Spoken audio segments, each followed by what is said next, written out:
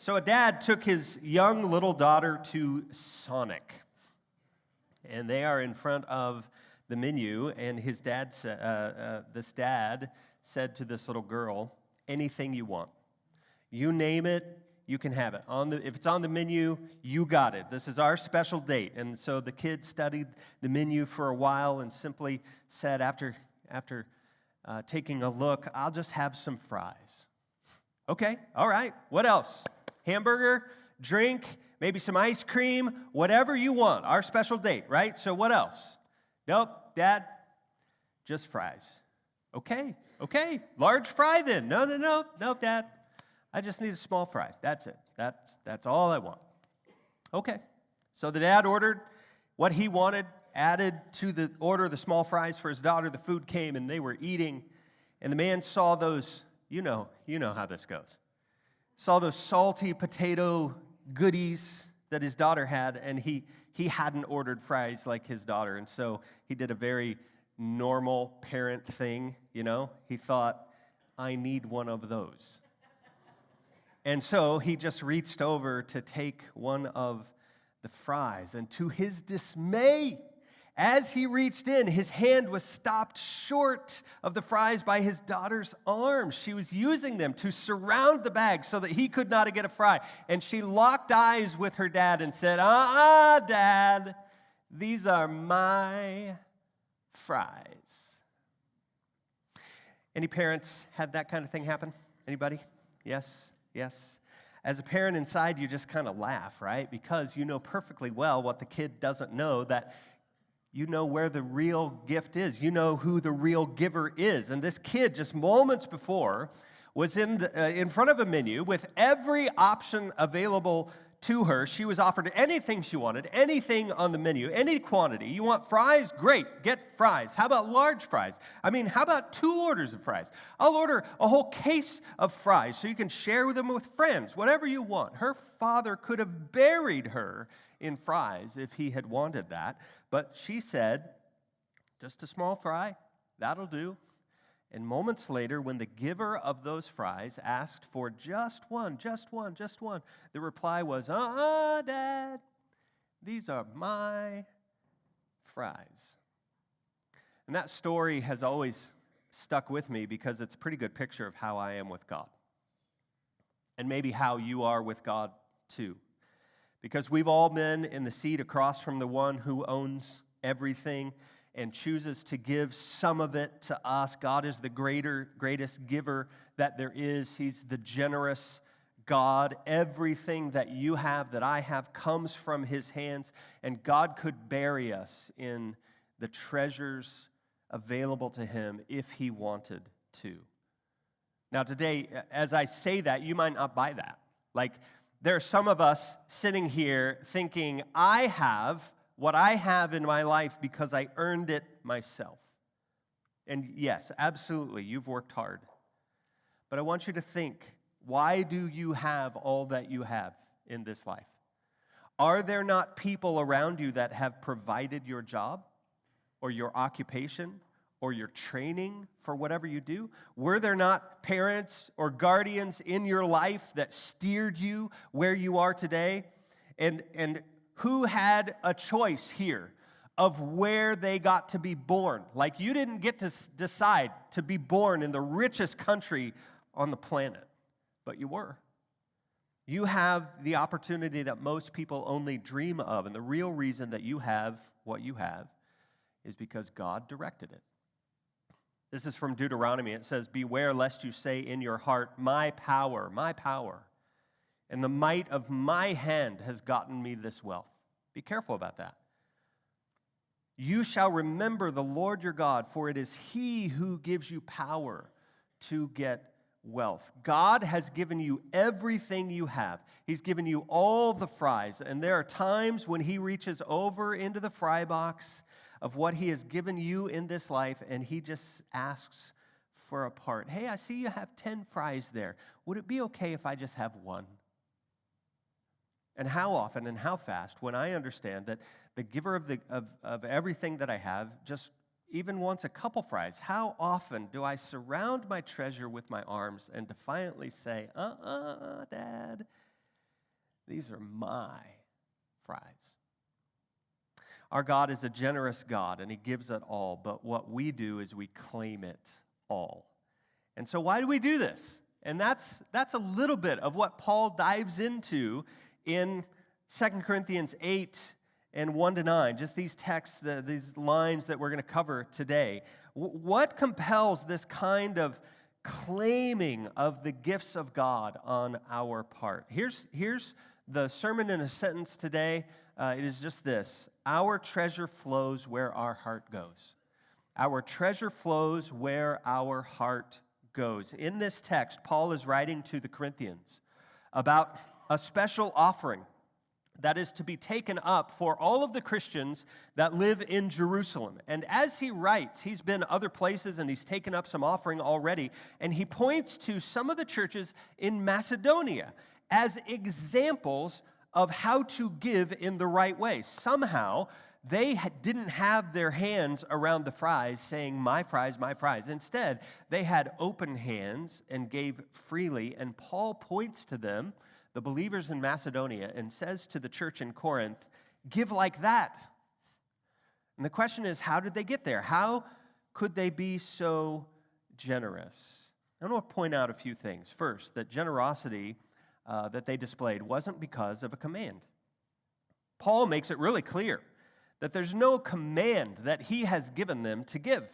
Paul never said, I command you to give to this need. We're taking this collection, and I command that you take up an offering so that we can give to the people in Jerusalem. In fact, what we can figure is that he didn't even ask them to contribute to this offering. There's no command to give at all. The first, in a few words away, actually, Paul in that text says, I don't command you. In other words, I can't demand this. All I can point to is why it should be a natural thing for you like it is for the Macedonians. And that really helps us right out of the gate about this giving thing. Giving, it helps us with this. Giving is not a salvation issue. God is crazy about you no matter what. And there's nothing that you can do to make God love you any more than he loves you right now, including giving. Listen to the words Paul uses as he describes the Macedonian Christians' paradigm of giving in the first 4 verses. He says it's a grace. He says it flowed from joy.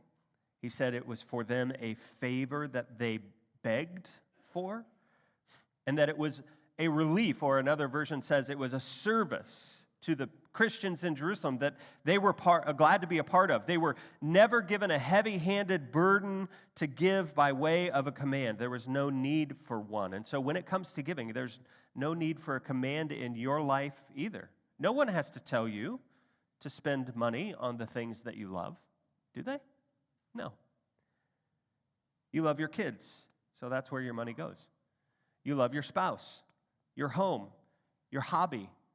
Our treasure flows where our heart goes.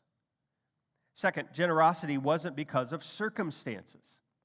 We quickly learn in this text why Paul never asked the Macedonians to help with this little gift that they were taking up. It's because they were broke. They didn't have anything. In his mind, they didn't have anything to give, so he didn't bother asking them to give. The phrase Paul uses to describe their situation was extreme poverty. It means that they were rock bottom destitution. That's the camp they found themselves in. The word itself is a picture that describes a beggar who has absolutely nothing and also is in the worst spot to be able to beg and has no hope of getting anything. They were in extreme poverty. And maybe their difficult situation was actually caused in part by the faith that they had. Maybe they lost their jobs because they were blackballed from working because they refused to have anything to do with idolatry. That's possible. But even in these circumstances, the extreme poverty, they wanted to give. And what we learn from that is giving doesn't depend on wealth. Here it is. Giving isn't about the amount you give. Now, that doesn't make any sense. What do you mean? That's crazy talk. But it's absolutely true. Giving is not an economic issue. The Macedonians did not say what a lot of us say today. I've said this. We make giving about math. And we say something like this: well, when I actually have something to give, then I'll give. You've heard that, right? I've heard that come out of my own mouth. Maybe you've said that very sentence. And the problem is, it's not true. If you're a giver today, if you're not a giver today with very little, then you will not be a giver tomorrow with $1 million thrown in your lap. Money does not change you. It just makes you more of what you already are. And so the Macedonians had experienced the grace of God in their life, and they refused to let these difficult circumstances be an excuse for not giving. Even with nothing, they gave. And Paul says, wow, not only did they give, but they gave way more than we ever would have expected. It's amazing what kind of gifts even people with nothing can give. Why? How is that possible? Because our treasure flows where our heart goes. Here's number 3. Generosity here wasn't because of coercion. Paul lets the Corinthians know that the Macedonians' giving isn't outwardly motivated. Even though there's no command, I think you'll agree that sometimes an even bigger weight that is thrown on us to get us to give is this word called guilt, right? It seems like everybody in our world is competing for dollars and cents, and sometimes the appeal is so slick and polished that we kind of lose our sense, and we're kind of arm-twisted into giving, right? Mark Twain said that he was so sickened by being guilted into giving that when it happened, not only did he not give what he planned to give, but he also took a bill out of the plate when it came by. The Macedonians are clearly not in that situation. Paul isn't signing them up for some guilt trip, and in fact, the exact opposite is the case. The Macedonians are actually putting the guilt trip on Paul to be able to give. Here's verse 4. They begged to be included. There was something inside them that said, we have to do this, and giving is only a great joy when it is done this way. Verse 3 says that they gave of their own accord. No one here is guilted into anything. Now, I know this is true right now. You absolutely know who or what you should be giving to right now. Whether you are or not, you know, because it's already inside. You already know in your heart what to do, what to give, where to give it. It's there. And the Macedonian Christians gave because it was in their heart to give, and not even an offering appeal was necessary. It was their idea, not somebody else's idea, because our treasure flows where our heart goes. Here's number 4. Generosity wasn't out of courtesy in this little text. It's easy to conclude initially that these Macedonian Christians decide to give to the people in Jerusalem out of courtesy, out of respect. I mean, they're being nice, right? The gift, after all, was for Christians in Jerusalem who were struggling, probably because of their faith, just like the Macedonians were. And likely, in Jerusalem, family had turned against these Christians. Maybe jobs were lost because they were Jews who decided to follow Christ as the Messiah. And this very first church, do you remember where the very first church was? The church began in Jerusalem. And without these believers in Jerusalem standing firm for Christ, even through these trials, the gospel never gets beyond the walls of Jerusalem. And if that's the case, then no other church ever gets established, and there's no such thing as followers of Jesus in churches like Corinth and Philippi and Berea and Thessalonica. All of these people, including the Macedonians, owed their very salvation to these Christians in Jerusalem. And so, sure, absolutely, they would want to give back, right? That's the nice thing to do. That's the right thing to do for these people who have paved the way and without whom the gospel has stopped in its tracks. And absolutely, that's a good motivation to give. Respect, right? Respect is another way of saying, I trust this person or ministry or this endeavor, and giving naturally follows trust and respect. You don't give your car keys to just anyone, do you? But courtesy wasn't the main reason they gave.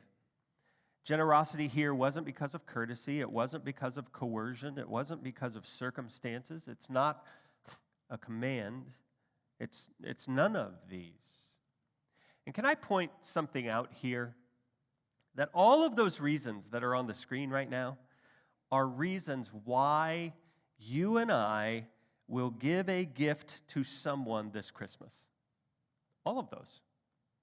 Well, I just want to be nice to the mailman because he works so hard. That's courtesy, right? Well, that's just the way we do it on our family. We draw names, right? People who have been here a lot longer than us tell us to put our names in the bowl, and we draw names, and that's just what we do. That's a command, right? Well, I have to buy a gift from my boss. That's what everybody does around here. That's coercion, right? Woohoo! My Robin Hood play finally went up, and when I sell, I'll be able to give some really awesome gifts this year. What is that? Circumstance.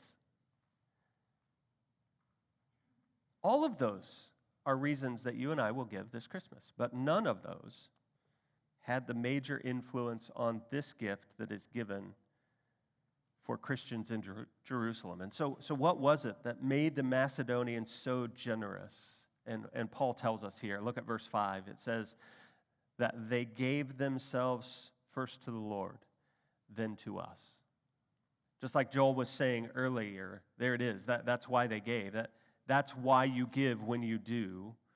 And the word that can sum up the idea that we're floating around here is the word surrender. The primary reason, the foundational reason that these Christians gave to other Christians in need was surrender. Surrender. Your giving always flows to the thing that you've surrendered to.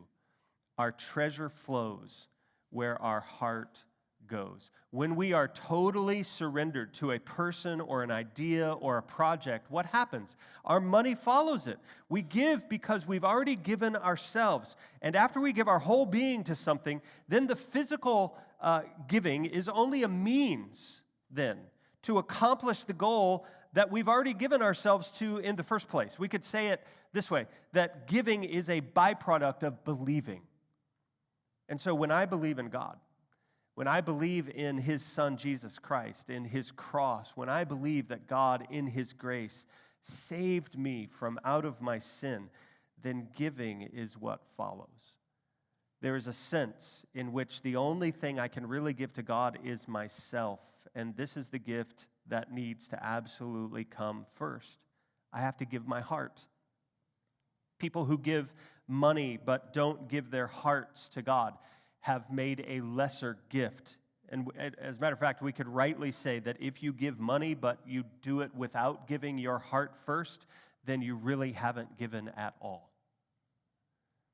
On September 3rd, 1939, German troops invaded Poland, and a 15-year-old girl named Gerda Weisman and her family survived in a Jewish ghetto until June of 1942. And that's when Gerda was torn from her mother. She was grabbed and she kicked and screamed the whole way. Her mother, Helen, was sent to a death camp, and Gerda would spend 3 years in a Nazi concentration camp, followed by a 350-mile march that she somehow survived. By the time she was liberated by American troops, Gerda was a 68-pound skeleton of a human being. And in what must rank as one of the most improbable love stories ever, Gerda actually married the soldier who found her.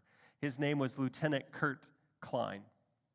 And there are 6 glass towers at the Holocaust Museum and Memorial in Boston, Massachusetts. And each of those 6 towers represents 6 extermination camps where 6 million Jews lost their lives. 5 of those towers tell the story of cruelty and suffering and all of that kind of stuff. But the sixth tower, stands as a testimony to hope, because on the sixth tower there was inscribed a short story titled "One Raspberry," and this short story is written by Gerda Weisman Klein. It goes like this. This is the story. Elsa, a childhood friend of mine, once found a raspberry in the camp and carried it in her pocket all day to present to me that night on a leaf. Imagine a world in which your entire possession is one raspberry and you give it to your friend. The true measure of a gift is what you will give up to give it.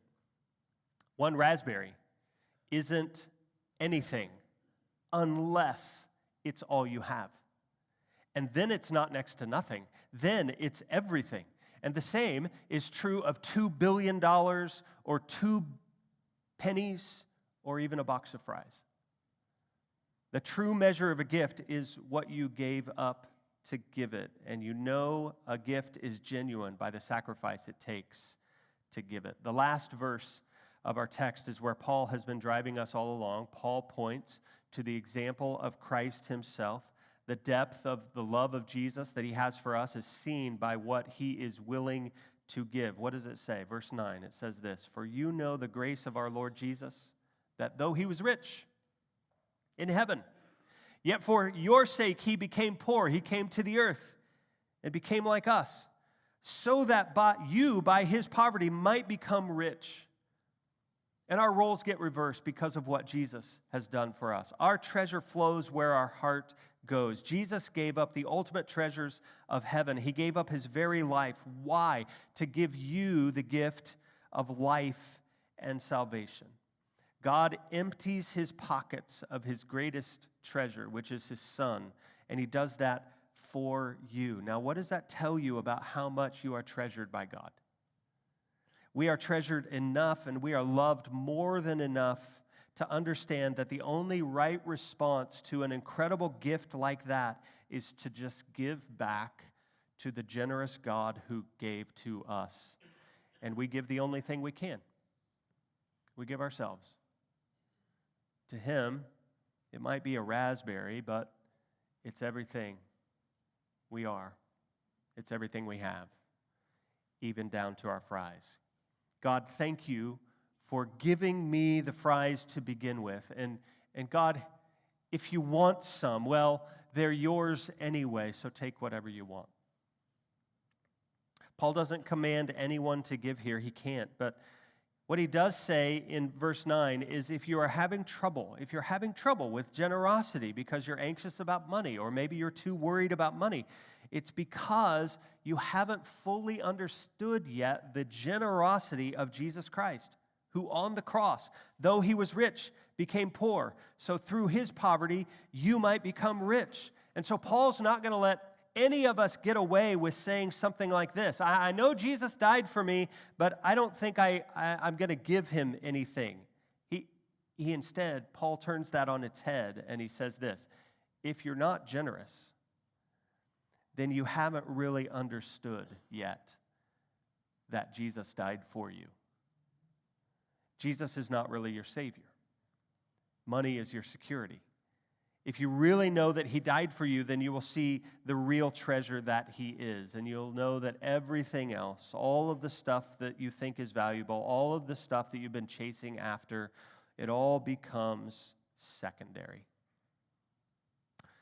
If you knew that you were dying, and I came to you and I said, I'm a doctor, and I have special access to a medicine, and this medicine will absolutely cure you. It's the only one that will work, and I have it, and it's 100% effective. It's guaranteed. You will live if you take this medicine. Here's the only thing. It's extremely expensive. Like, to the point you might have to sell your home and live with a friend. Like, to the point you might have to get rid of your iPhone. You might have to sell your car. You might have to liquidate your IRA. No more retirement. You might have to totally impoverish yourself. So you know what? I could understand, even though I have this medicine, I could understand if you wouldn't want it. What would you say to me? You'd say, are you kidding? Seriously? Like, what's an iPhone if I'm dead? What good is my home if I'm dead?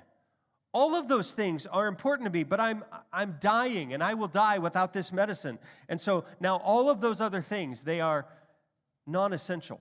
They are expendable. They mean nothing to me unless I have that medicine, unless I have the cure. The cure is what is important, and that's exactly what Paul is saying here. To you who have believed in Jesus Christ, He is the cure. He's the only cure. He is precious. He's the only true wealth that we have to have. And everything else in this life that used to define us, that we used to chase after, has now become utterly and eternally expendable compared to what Christ has done for us. Jim Elliot said this, maybe you've heard it before: he is no fool who gives what he cannot keep to gain what he cannot lose. He is no fool who gives what he cannot keep to gain what he cannot lose. The reality today is that you and I are spiritually poor no matter what is in our bank account. Doesn't matter. Because we can't keep the bank account. But it is possible to have eternal riches that you can absolutely keep. Riches that you will never, ever lose. They are the riches that are found in Jesus, because He became poor so that you could be rich. And when you see that's true, it changes your attitude toward everything else in your life, and nothing else matters, and all the fries now are expendable. And so giving has to start with your heart.